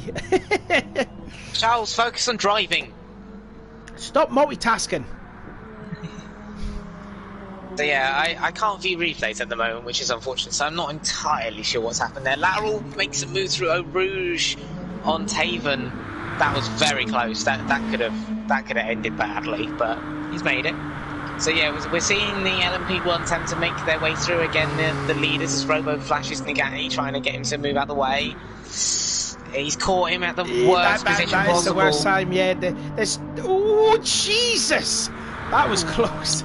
That was very close. That was really close there. Hopefully, Nagase didn't pick up any damage there. That would have thrown the GR3 race wide open again. But there's 2 places where the worst part of trying to get by a GR3 car was Eau Rouge right there, and at Pouhon, I would say. Yes, Pouhon as well. Yes, that is definitely the other worst place, and maybe even Stavelot, because that's a one-line corner. But yeah, it's certainly that was very, very close from Robo there. He almost wiped Nagase out. So yeah, it's I think the LMP1 race is kind of done at the moment, unfortunately. Yeah, it is a bit there. It's really just. You could also say that the GR3 race is done too. Yeah, the gaps are massive right now, and there doesn't seem to be a lot of action. It's all on the strategy, but we got to give credit to Larascal for just being able to. Oh yes, definitely. Pump out these lap times and just consistently. He's got a 30-second lead on Robo now, with 30 minutes to go. And every single second of it is deserved, considering what he's just been doing. So, yeah, it's fair play to the guy. He's controlled the race as he's wanted, and I mean he's got the mistake. He's got the time to make mistakes now, really. He's got a lot of clean air too there. The next guy that's in front of him is just going in towards Rivage, so Rascal can probably pull away that gap, not unless if Robocop is in any sort of traffic, which he is. He just gets by Taven going into La Source. So I think Larascal has also done a very good job of actually navigating the traffic as well. It's where he's gained a lot of time. So I think he's going to pit this lap, looking at his fuel. But yeah, he would definitely be pitted in. But yeah, as you say there, Larasco, he's like a master of working his way around traffic. Yeah, it would seem a bit like Alan McNish when he was racing in these cars. He was quite a master around their lap traffic. Yeah, he was very, very good at his craft, I seem to remember. So he's done again. Larasco has deserved this lead, and it's going to be interesting to see how well he performs in the GR3 class, because obviously it all gets reset. There is no the gaps will not be given back. I believe it's another rolling start, and it all starts again from there. So just because they're in the lead now does not mean that they'll be in the lead for that race. Also, just noticing here that Larasco's opted to go for the VW, the same as Charles, when he races in the GR3 cars for race 2. Yeah. So that hasn't brought Charles much luck on this race. So it's going to be interesting to see whether that's the same applies for him during that one. Rascal is now into the pit lane. Got a huge advantage over Robocopy, who has a huge advantage over Lensjo in third place, 51 seconds back, and then Lateral. Well, we don't know how far back is Lateral, but I think there might be a battle going on now for fourth place overall. Or Oh no, that's a lap. That's a lap. Sorry, that's a lap. Yeah, I believe Jerry's unlapping himself here. Yeah, or he's trying to unlapping him. unlap Yeah, himself. yeah, he's unlapped lateral. Oh, and lateral's really at crawling space at the chicane there. So I think he's run wide, and I think he's trying to not get a penalty, so he just exited it very slowly. So the Rascal and Robo have both come into the pits here, so we're going to see what they're doing with their strategy. Now, but don't forget, Larasco has already used 2 sets of softs. Robo has used the 1. So I'm Taven wondering... is also in. Taven's in, yeah. Just checking to see what Larasco's done. He still must be doing the 30 seconds. No, out he goes, and he is on the soft. So he's used again. So he's used all three of his soft tyres. So he's gone for the flat out LMP1 strategy, which is, I think, might be the fastest, to be honest, because the difference between those softs and mediums and the LMP1s is quite a gap. So that's going to certainly be interesting to see how that works out for them. It's very good by them. It's definitely not something I was expecting. I thought people would share it as Robo comes out on the mediums. So Robo's still got 2 sets of softs to use in the GR3 race, which could play an advantage for when they race in the GR3s, because now Rascal has got no soft tyres in his Arsenal now. Exactly, and that's what I'm talking about. So as much as Larascal has the 30-second lead now, and he probably will get more as Taven comes out on the mediums as well, as much as he has, you know, that gap, it could all change in the GR3 race. This is certainly not over yet, and it's going to be very interesting to see how it all plays out, because Larascal, actually interesting, has lost 5 seconds. Oh no, wait, no, sorry, that's the gap between Lenz. So my mistake. Yeah, because Lenz stayed out. My mistake. So yeah, so the gap between Robo and Larascal is still the same. As he runs wide, he's had an incident with Beckham. With Beckham, yeah, that was at turn 11. That's on Robo. That's up to him to navigate the lap traffic. So Beckham was just holding his line. He didn't make a mistake there. So yeah, he's lost nearly 3 seconds as a result of that. I think Beckham will put that into the stewards as well, saying that wasn't the cleanest the driving from Robo there, because he's definitely lost time himself on that. Granted, obviously he's lost time to Nagati with his own mistake, but it's all time that you can gain is time that you want. Lead of the GR3 class, Hideki into the pit lane, so that will hand the lead back to Nagati. But I'm just wondering here, so Nagati will definitely have to be pitting within the next 5 minutes or so. Well, 5, maybe 7, 8, 9 minutes left, and Hideki, he might be good to go all the way here. Yeah, Hideki's going to be going... Hideki can definitely make it. That's going to be enough for him, as I see Inman and Taven are battling right now on the track. Inman's battle for position. Still on his one-stop strategy compared to Taven's 3, maybe? I think he's on a 3. Yep, he's on a 3. So, yeah, and goes around the outside going into Blanchimont, and Inman just lets him by. So I think, again, Inman's just trying to save as much fuel as he can. He's going to use that slipstream. He doesn't care about the fact that Taven's just overtaken him. Use that faster car to drag you along. Save the tyres, save the fuel. Oh, Inman. Oh, sorry. Taven had a little moment in the middle of the chicane. Didn't lose too much time on that. Hideki, what's happened to... Oh, Hideki's coming out now, and he's staying on the mediums. Mediums, and is filled up 100%. So Hideki still has 2 softs to use for the GR3 race, which is good. So yeah, so I think that's pretty much it. Jules has come in to the pits again, so we're going to see what he does on his tyres. To me, it looks like Copa. Yeah, I'm just looking at you at Copa. He's on the soft tyres, and he's sort of struggling here. 2:21, 2:23, 2:20 compared to the 2:19s he was doing on the medium tyres. And he's lost a lot of ground now, over 13 seconds away from Inman, who's only doing a 1-stop. Well, that's slower than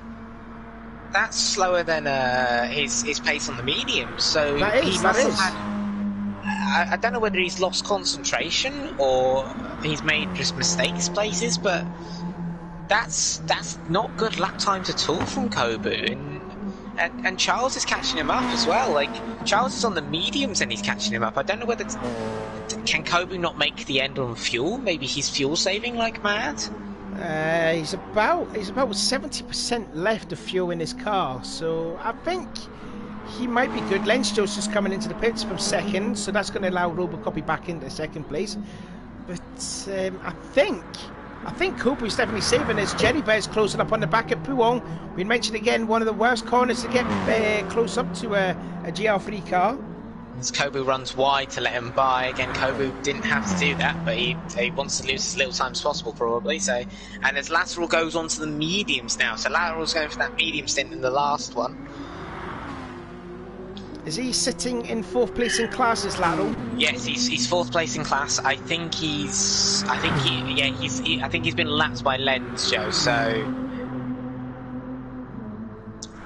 it's definitely not been the greatest of races for Lateral, unfortunately for him. But again, that's the Nissan. I'm wondering if Lateral can actually take that, being possibly accredited 4th place. I mean, it's a good result for him with that. With regards to that car, because it's an awful car. It's really bad. You do have to question his judgment, like, why did you pick the car? He's just passed Ducati. I asked him that earlier. I was like, why did you choose this car? What was your thinking with this? But he's as he said, it's a bet with Charles, and he's kept to it. So again, fair play to him. He's a man of his word. Inman and Taven are still close together. So Inman's just trying to keep in Taven's slipstream, as I said, just trying to save as much as he can. Just seeing on the chat there. Hello there, Ruby. How are you doing? He says that Nissan looks like a boat. Yeah, pretty much like a boat, isn't it? It's definitely a long boy.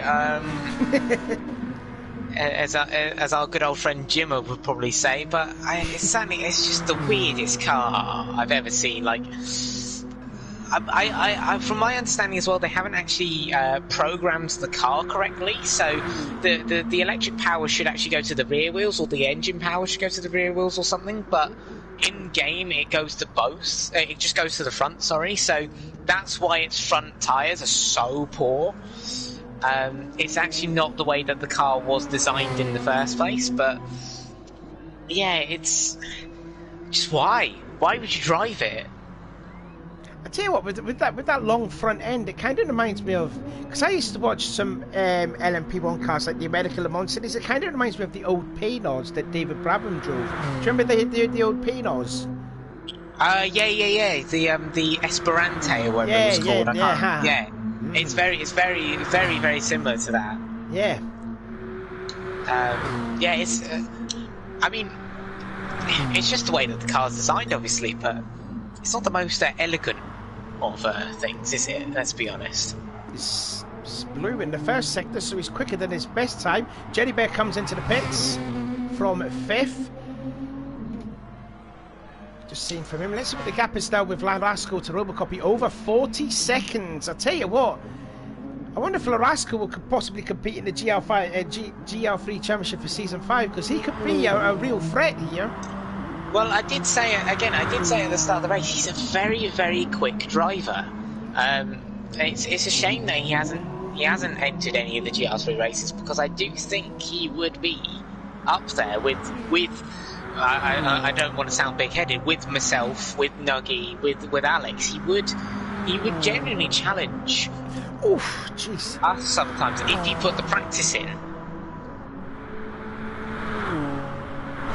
That was very close there as well. That was close, yeah. Jerry has pitted to the mediums. Yeah, so he stayed on the mediums, yeah. But he's put in less fuel. I think he put in 68% worth of fuel, so I wonder if he's fuel saving to the end. Well, yeah, I think that's enough fuel to get to the end for the LMP1 cars. I think he doesn't need that full tank, so why take it? How far away is Jerry to Jules? Jerry is currently 12 seconds off Jules. But Jules has more fuel than him, so could be close to at the end of this race, to be fair. Yeah, I mean, 18 minutes, 12 seconds. It's as I say that, Jerry's gone round. Oh, has he? Oh, that's at turn 11. He must have went on the used over track on the exit and Must hit the Astro and he's spun him. it, and he's he's got going front wide end damage. And he's gone wide again at Puol. Can you get a replay on that at all? I don't think I can. So... I don't think I can. No, my replays are fudged as well. It's probably a lobby issue then, but that's so unfortunate for him. That could have cost him 5th place. It's not been his day, is it? You know, the pit it really glitch. Hasn't. It's been a real issue for him this race, and it's sad to see because it's not his fault at all. I mean, that's his mistake, but originally, you know, you can't blame him. So it's going to be interesting to see whether he comes in now or decides to try and just catch Jules with the damage. Let's see what he'll do. I think he's going in. No, he's going to stay out. He's going to risk it for the whole 17 minutes. This will be a nightmare to drive then with that damage. It's going to be a nightmare to drive, but if he does catch Jules, what a drive! Yeah, that'll be a heroic effort then. This is what we want to keep an eye on then, is whether he can catch the 20 seconds in 17 minutes. Just looking again at the lead of Nagati, he has an 18-second lead over Beckham, but I think Nagati will have to pit, and I think this will be his last pit stop. So this is where can Beckham make the end of the race? Is this where Beckham's strategy works out? I mean, because ignoring the fact that he lost 15 seconds in the pit stop with that thing that happened. Yeah, about an extra 15 seconds, yeah. So let's say he's about 4 seconds behind Nuggy. Nuggy's going to have to take at least a 34-second pit stop. So that's all of a sudden playing into Beckham's hands. This could be where Nuggy actually loses the race. But with that mistake again, has it cost Beckham the win? Yeah, what could have been? What could have been? Looking at his fuel, he's just around about 25% left on fuel, his Beckham. So 15 minutes with 25%, is it good enough to go at the end for Beckham? I don't know. That's the thing. I don't know enough. Unfortunately, I haven't had the time to really research the strategy or figure out one myself. So this is going to be very interesting as we see Larasco is closing up on the back of Beckham. Yeah, as Nagati is pitting. So we're going to see what Nagati goes in onto tyre wise and also fuel wise, because if he comes out with a similar level of fuel to Beckham, then Beckham's done it, essentially.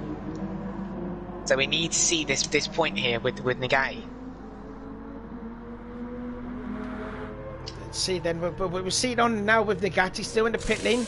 He's done the 30 seconds. Changing his size, he's going to fuel up how much? I would say possibly all the way, I would say. I'm going to go with about 80%, I reckon, maybe. 80, 85, maybe not even that. Seems like a long fuel stop, so maybe he is going all the way. No, 85. Yeah, 80%, and he's on the softs. So that's his second set of softs, isn't it? Yes, it is. So Beckham definitely cannot make the end of the race then. That is not going to work for him. But someone who can make the end of the race potentially is Hideki. If he saves a lot of fuel there, he might make the end of this race, which makes this very interesting. Because Nuggy has to catch about 10 seconds here. Yeah. Yellow flag though, someone's gone off. Who's gone off? Oh, it's Jerry Bear. Oh, Jerry Bear's gone again. off. Jerry's again gone off. At Lecombe. I mean, that's game over now for the Fit. Yeah, he might as well come into the pits and just repair that damage. That's so unfortunate for him. Well, we just got to hope and pray that the GL3 cars is going to be a lot better for Jerry, which we hope so, considering the bad luck that he's had in this race. Yeah, I think people are taking pride in both the races. Yes, obviously you win the entire event with the combined time, but being able to boast the fact that you won one of the races, or did well in one of the races, is still something that drivers take. And they see the mistakes or the luck that's happened in each race as just it's part of the course of racing, really. So it's going to be certainly interesting to see what he can do in the GR3 race. I'm looking forward to it, to be honest. Yeah, it should be quite entertaining to see how Jerry Bear will do, because I mean there'll be more GR3 cars than there will be for LMP1s, isn't there? So yeah, we'll keep a lookout for that one. Another guy you didn't mention about with the maybe pit going the rest of the way is Taven. Yeah, so I've just noticed with that as well, he's got a similar fuel level to Hideki. And also, interestingly enough, Nagati has to get past him. So Nagati's going to lose time here to Hideki and Beckham. So this could again cost Nagati a little bit unless he can get past Taven pretty smart. The gap now between Beckham to Nagati is about 27 seconds as he really loses it at Malmedy to Beckham. But it's what Murray Walker says, catching up is one thing, getting by is quite another, and I think if Nagati wants to get by Taven, he's got to get by him as soon as he can, so he doesn't want to lose any much time on, potentially, maybe the winner, Hideki. So this is the GR3 race isn't done yet. We thought it was, but again, the strategy is playing out here. We're starting to see everyone's decisions and everyone's choices of how they were going to take this race. I see Kobu making a move on Inman across along Kemble Straight. That one stop really hasn't helped him. It hasn't helped him at all. No, I think that was it must have been a little bit of a mistake on Inman's part there to try and go on one stop. I commend him, but I don't think it was the correct one. No, maybe 2, possibly maybe 3 would have been the better call. But we'll see how we do in the in LMP1 cars.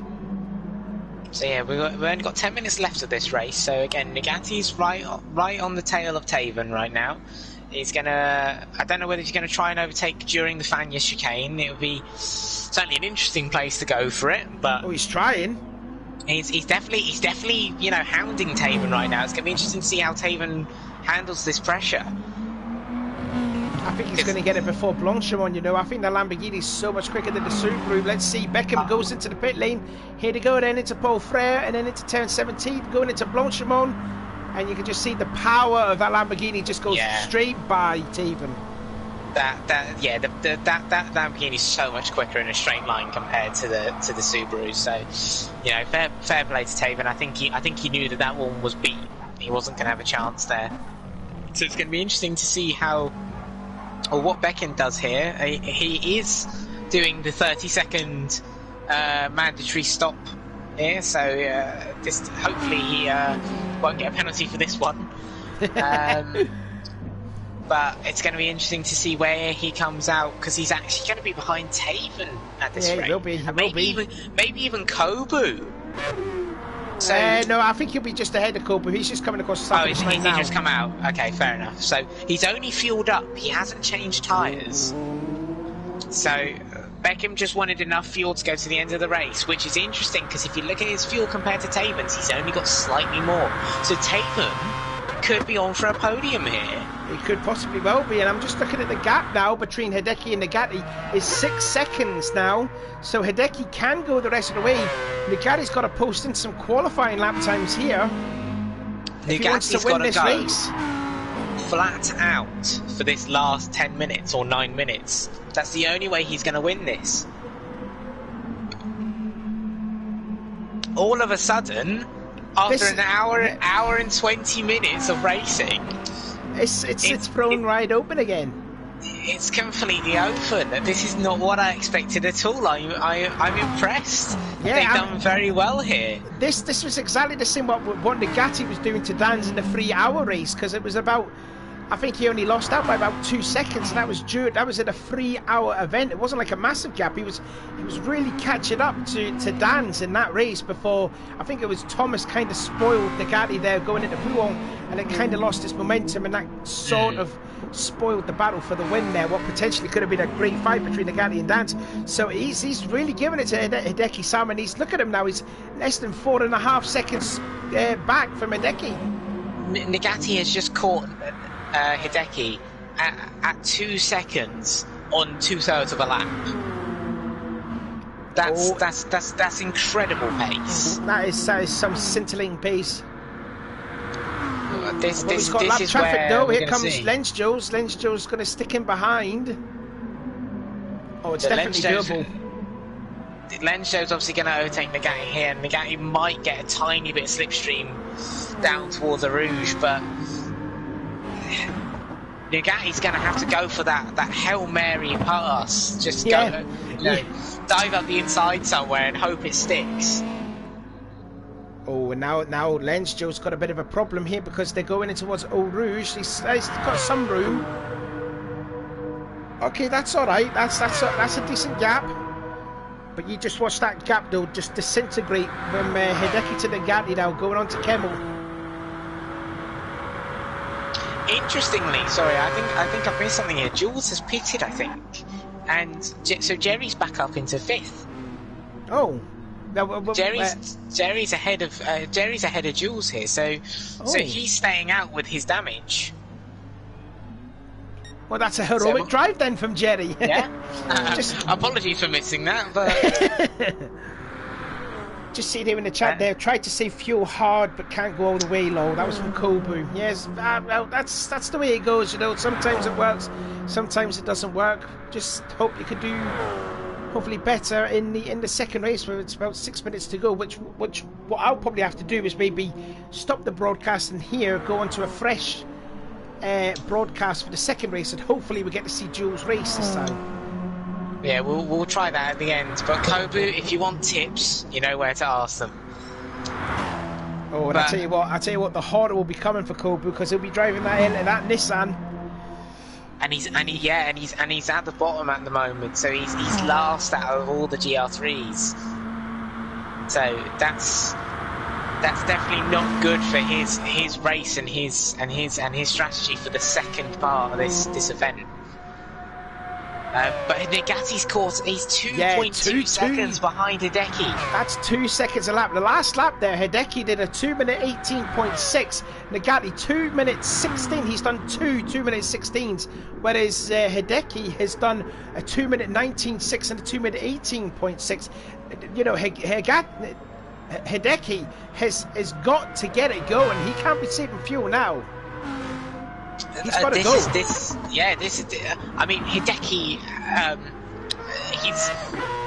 he's a bit of a wily old fox, Hideki. He's a bit of a... When you get to the rear of his car, you're not entirely sure what he's going to do.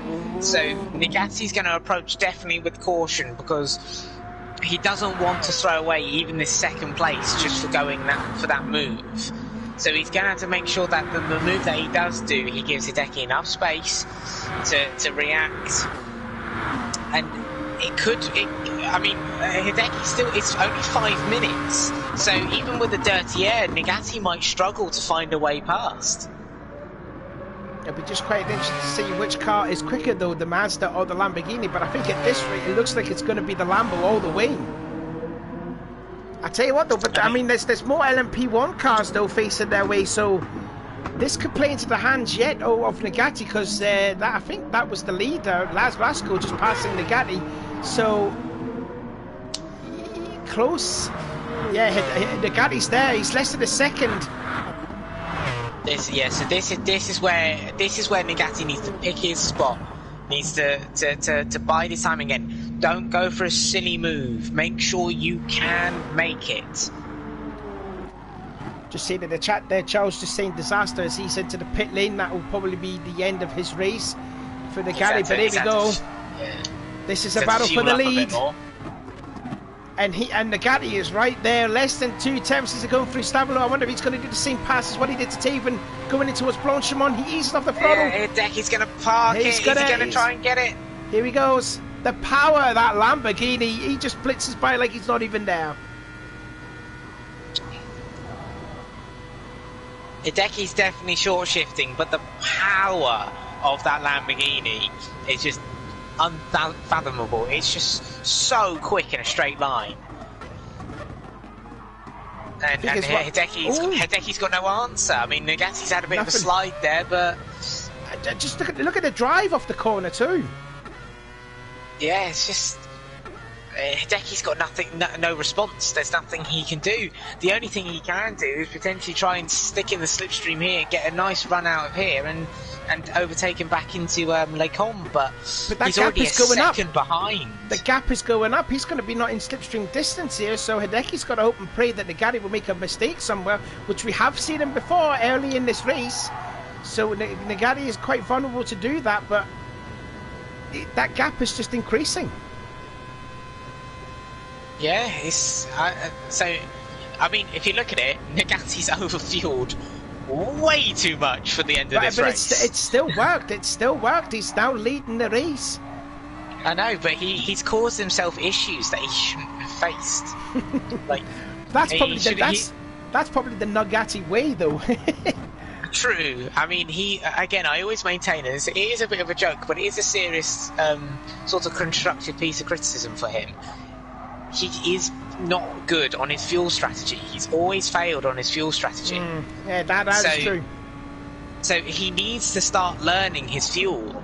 Otherwise, he gets into positions like this where he overfuels and has to make his way through, or underfuels and doesn't make the end of the race. We've seen that a couple of times in the Mazda Championship where he was in a solid second place with a lap to go. He had to pit because he didn't fuel all the way to the end. He did that on a couple of occasions in that championship. So it's something he needs to work on. So Nagati's not as bulletproof as everyone thinks. I know he's leading the championship right now, but he definitely has that weakness in him.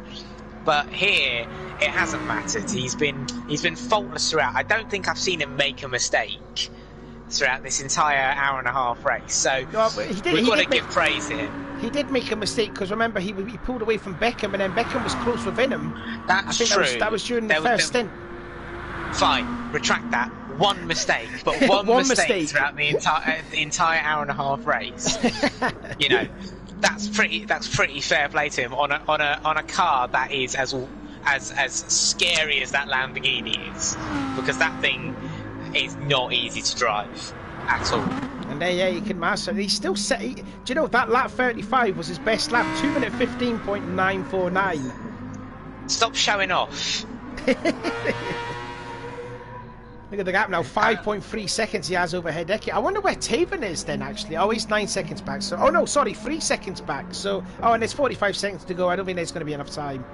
No, so this is definitely the final lap of the race for these guys. Unless Hideki makes a catastrophic mistake, he's got second place. So Larasco is just coming out of Pouhon, so this is going to be his final lap as well. This will be the last lap, yep. This is the last lap of the race. And this will be lap 44. So Robocopy was saying about 47 to 48. That's wrong. So Alex is saying there is people on the same number as when this is not in the champs. Just saying, and that was from Alex. But Alex, you're a reserve. You don't count. Respond to that then, Alex. Anyways, Larasco goes through Blanchimont for the final time. Final lap board has been shown, as you can see there on the middle of the screen. And what an absolutely dominant driver. And I mean, this guy, unlike Nagati, has just drove a faultless race. Yeah, I'm really impressed by Larasco. That's a 54-second lead at the end of that race. Yeah, that's an incredible drive from him. Absolute dominant performance there from Larasco. Here comes Robocopy towards the Fania chicane. But tell you what, that's still a solid effort from Robocopy to finish second overall.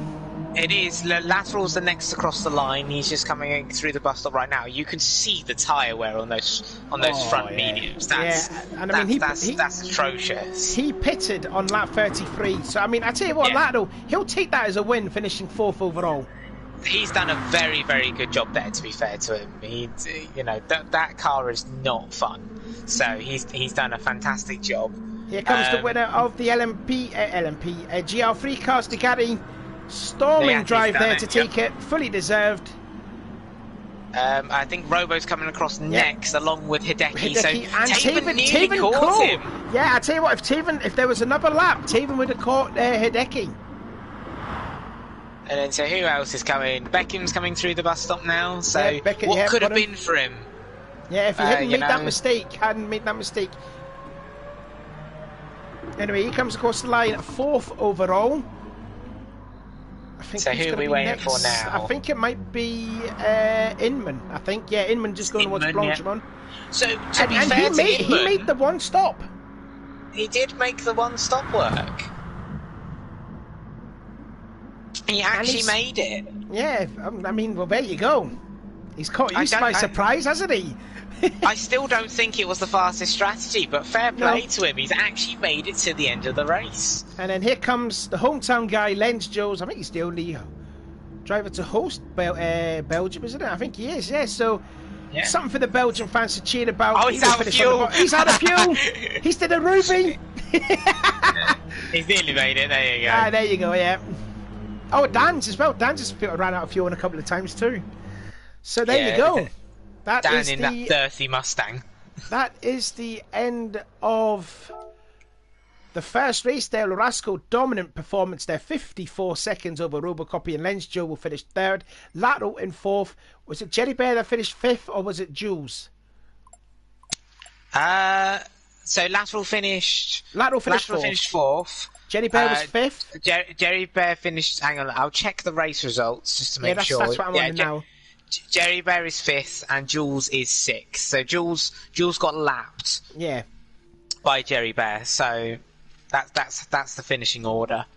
And the winner of the GL3, Legati, who finished ahead of Hideki, who was very close under that second place to Taven. Beckham, if only he didn't make that mistake coming out of the pit lane there, he's finished in fourth place. What could have been maybe second. Then you got Inman with the one-stop strategy, Kobu, and then Charles. And then, as I see there, Jules, just 13th and last. So what we're going to do here is we're going to take a 10-minute break, baby. So what we'll do is we'll stop the broadcast here and then make another new broadcast for the second race, and hopefully we'll get to see Jules race in race 2. So until then, just stay tuned for the ARC channel, and we'll see you all for race 2.